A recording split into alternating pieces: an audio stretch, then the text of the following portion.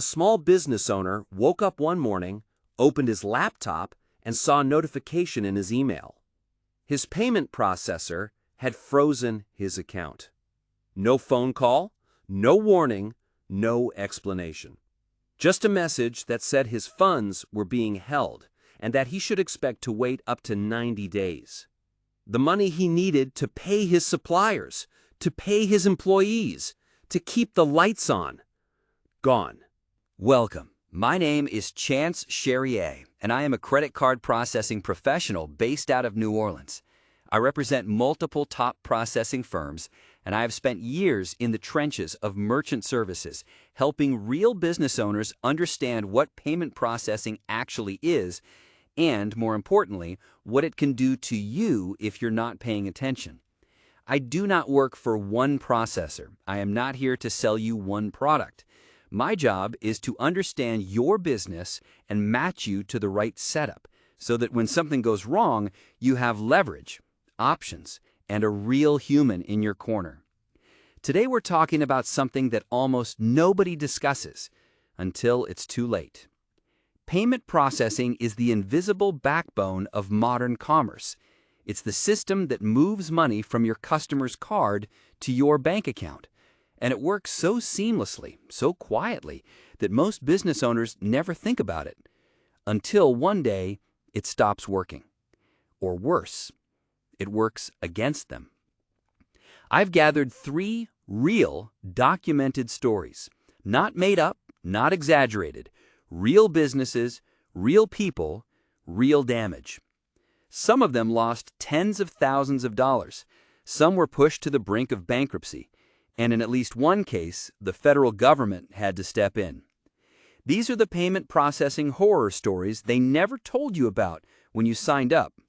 Let's get into it. Our first story comes from Hacker News, one of the most widely read technology forums on the internet, where in early January of 2023, a business owner posted a thread that sent shockwaves through the entrepreneurship community.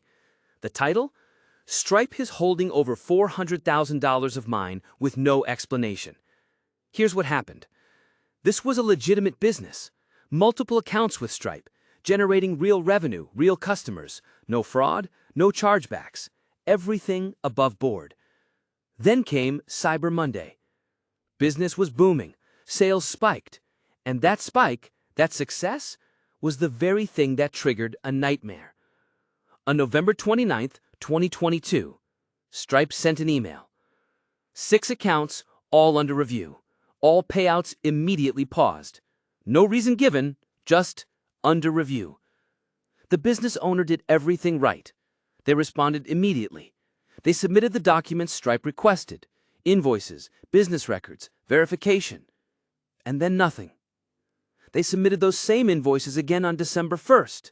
No confirmation, no response. On December 16th, nearly 3 weeks later, they spent over an hour in a chat session with Stripe support. The only outcome? Being asked for the exact same invoices again, for the 3rd time. Christmas came and went. The money was still frozen. Suppliers were waiting, employees were waiting, bills were due. On December 27th, they spent 2 full hours on the phone with Stripe. Same result. Vague responses, accounts under review, no timeline, no specifics. At this point, over $400,000 was sitting in limbo. And then, something happened that should never have to happen. In frustration, the business owner posted the story publicly on Hacker News. The post went viral. Someone on the forum happened to be connected to a Stripe employee. They got a message through, and on December 31st, exactly 1 month after this started, the accounts were finally released. Not because Stripe found a policy violation, not because there was any fraud, because the story went viral online and embarrassed them enough to act. In Stripe's own internal response to the community, a company representative admitted, and I'm quoting here, "The lack of clear communication and the repetitive requests for information during the review process isn't good." That's their admission. Now here's what you need to understand about why this happened. Stripe, Square, PayPal, these are not traditional merchant accounts. They are what's called payment aggregators or payment facilitators. That means you, the business owner, are not actually the account holder. Stripe is. You are a sub-merchant operating under their umbrella, which means when their automated risk system flags your account, whether you did anything wrong or not, they have the contractual right to hold your funds for 90, 120, even 180 days, and you have very little recourse. This is not an isolated case. The Better Business Bureau's complaint file for Stripe contains hundreds of reports with the same pattern. Funds frozen for months, promised release dates that keep getting pushed back, support teams that go silent. One BBB complaint from January 2026 describes a business having $152,000 held, citing, quote, unsupportable risk. The business sold emergency survival gear, low dispute rate, no fraud, just an automated flag and a six-figure hold. 1 month, $400,000, zero communication. That's story one. Our second story was covered by Arizona's Family, a CBS affiliate in Phoenix, and it involves a business owner from Gilbert, Arizona named Brandon Anderson. Brandon was excited. He'd been building his business selling kitchen equipment and had just landed his first major sale, a real milestone, a $25,000 transaction that was supposed to be the springboard to the next level. He processed the payment through Square, watched the notification come through, felt that rush that every entrepreneur knows, the moment when all the hard work starts to pay off. And then, Square deactivated his account. Same day. No warning, no explanation. Just an email saying his account had been deactivated and the $25,000 would be held for 90 days. Brandon tried to appeal. He tried to verify his account. Square's automated system said he passed verification and then denied him anyway. There was no option to appeal to a human being, no phone number, no person to talk to. After 90 days passed, Brandon received another email from Square. They were holding the money for another 30 days. Brandon had loans to service. He had business expenses tied to that sale.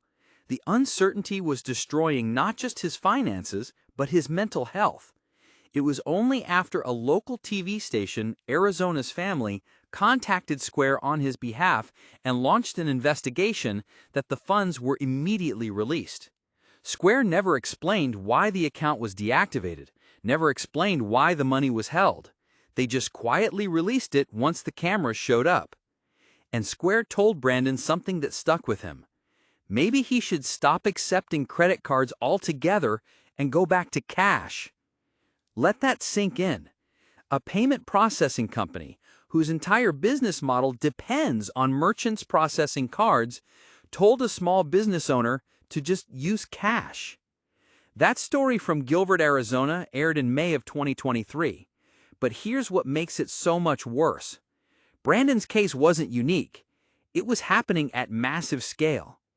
In June of 2020, the New York Times broke the story that Square was withholding up to 30% of payments from thousands of merchants during the COVID-19 pandemic. Business owners told reporters they were being forced to lay off employees and miss mortgage payments because Square had placed reserves on their accounts, even when they had zero risky transactions flagged.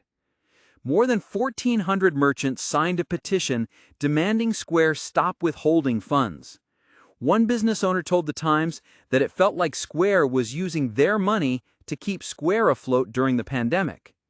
And this is a critical point I want you to hear. When Square holds your money, they're earning interest on it. When Stripe holds your money, they're earning interest on it. When PayPal holds your